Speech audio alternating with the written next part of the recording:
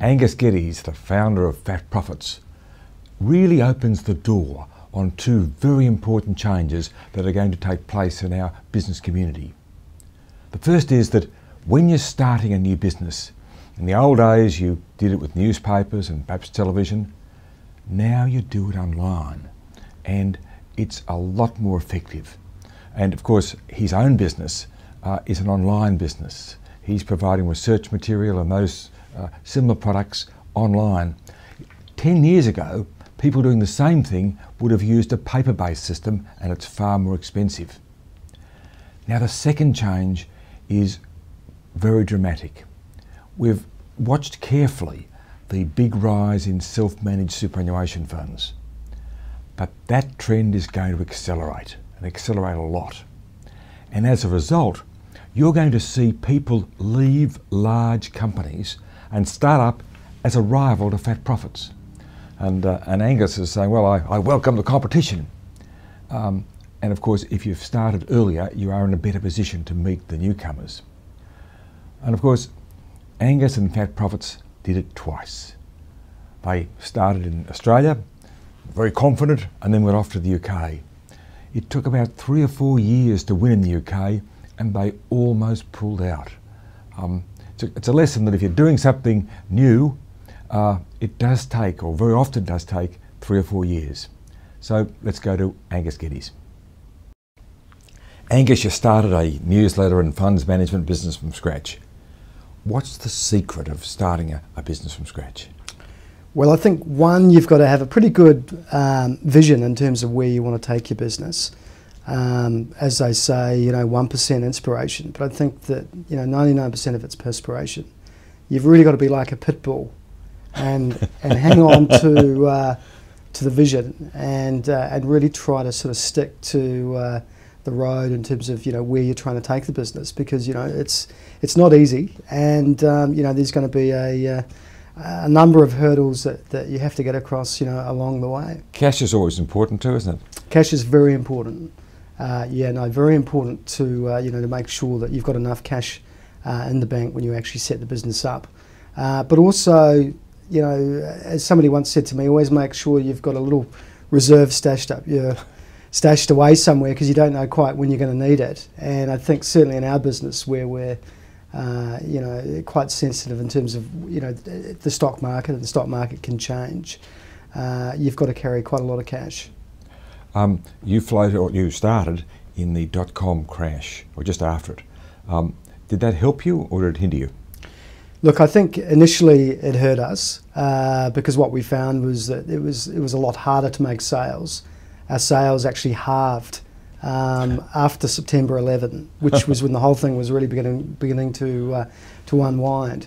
But then it actually helped us, and it was easy. It made things a little bit easier. We were able to get advertising space and advertising inventory for a fraction of what we were paying before, when the economy was going really well. How did you market the business then, and how do you market it now?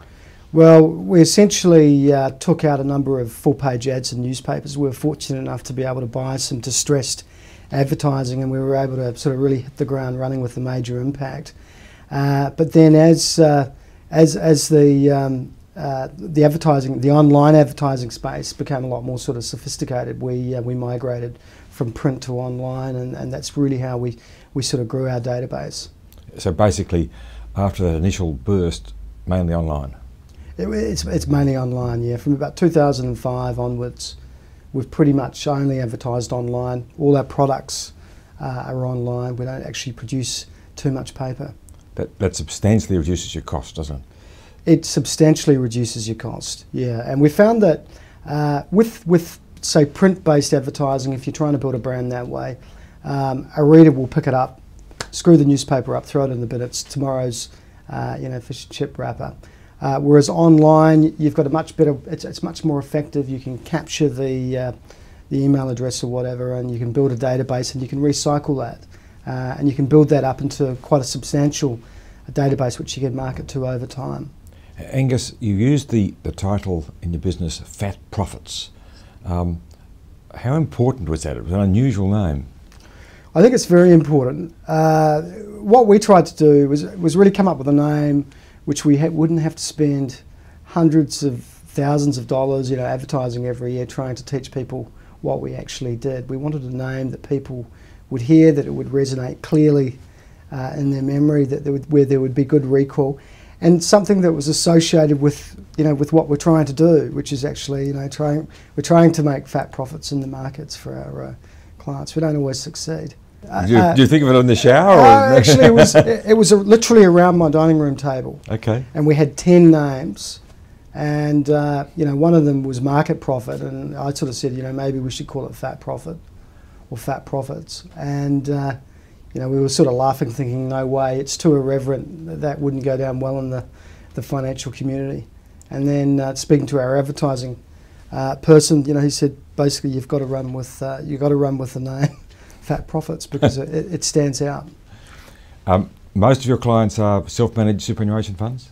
Most of them, yeah. We pretty much have I would say mainly a retail audience, but there's a lot of DIY superannuitants, sort of an elderly demographic managing retirement savings. And how do they use your business?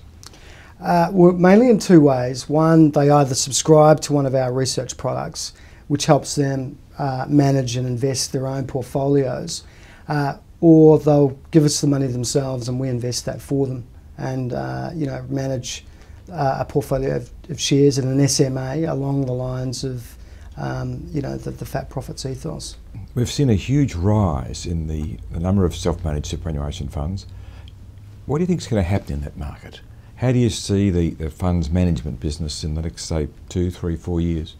Look, I'm very positive in terms of the outlook. I think that that's only going to continue, that trend. We have a very sophisticated retail investor in Australia, and I think the compulsory superannuations really underpin that. And I think that the whole DIY superannuitant market is only going to grow. I think there's probably going to be a bit more scrutiny over managed funds. People are more and more willing these days to actually run their own portfolio of shares and manage it themselves. That's going to put an enormous pressure on the big players, the banks, the AMPs, and those sort of things. Look, I think that the market is going to become increasingly diverse. There'll be more and more variety in terms of different product offerings out there, and we've already seen that. In the last 20 years, there were a handful of fund managers. Today, there's many.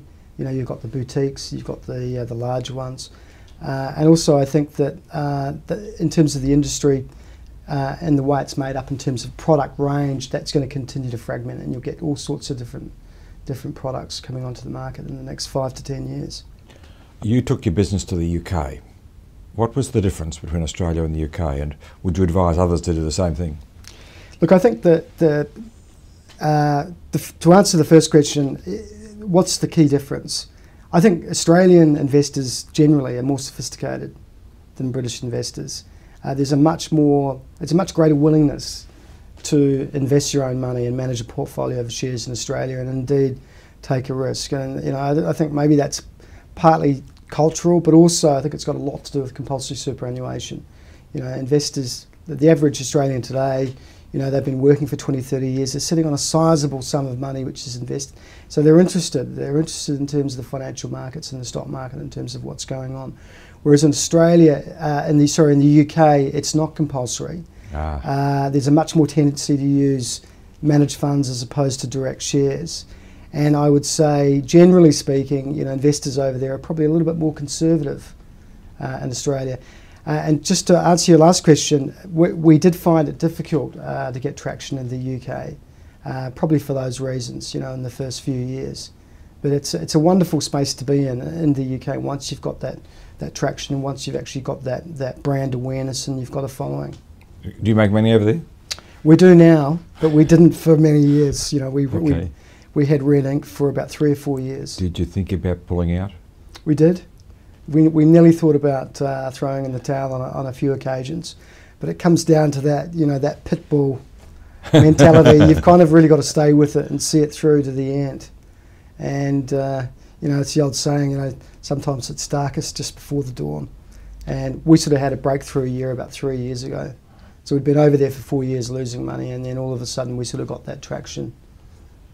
Do you think that as people understand structure of fees, it will change the way they invest their money? Yes, I do. Specifically, we're in the separately managed account, managed discretionary account business. That's our funds management model. And I think, moving forward, a lot of retail investors will be, a little bit more scrutinising over what they're paying away in terms of trails, commissions, the fees that they have to pay on a wrap platform versus, say, a DIY structure. So I think there'll be a lot more awareness. I think that the fees, generally speaking, will become a lot more competitive. And I also think that investors are probably going to want more transparency. You might see more people leave the big funds and start competing against you. Well, that's what we think, Rob. That's what we're sort of thinking. But are you frightened by that, or are you encouraged by it? That you get more rivals out of the big groups? No, look, I'm not rivaled. I actually think that it's a good thing, because at the end of the day, it's going to grow the market. It's going to expand the market, and that's going to mean more business for all of us. And we saw that in the independent research market. A lot of players have come into that space. It hasn't really damaged us in terms of market share, but or overall profitability. But I think it's actually grown the market, which has been a good thing. Are you a bull or are you a bear?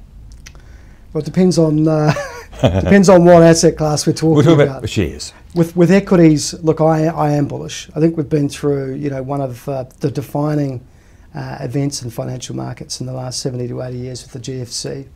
I think that the long-term fundamentals for Australia are very, very sound, and right now we're pretty much fully invested with our portfolios. We're carrying very low cash levels. See a lot of value out there, so I think the markets are going to do very well over the next few years. Are there some markets where you're bearish? Yes, some asset classes. Yes. And some equity markets. I think the US equity market, for example, won't do as well as Australia and Asia. I think that's where the centre is really going to shift, over the next few years. But certainly fixed interest. Bonds have been in a bull market now for, 30 odd years, and I think that that's not going to be the case going forward. So I'd be very careful about, putting my money into 10, 20-year fixed interest. You think interest rates are going to rise, in other words? I do, yeah. I think we're going to get a lot of inflation globally in the system, and that will be detrimental to bonds. Thanks, Angus. Thank you, Rob.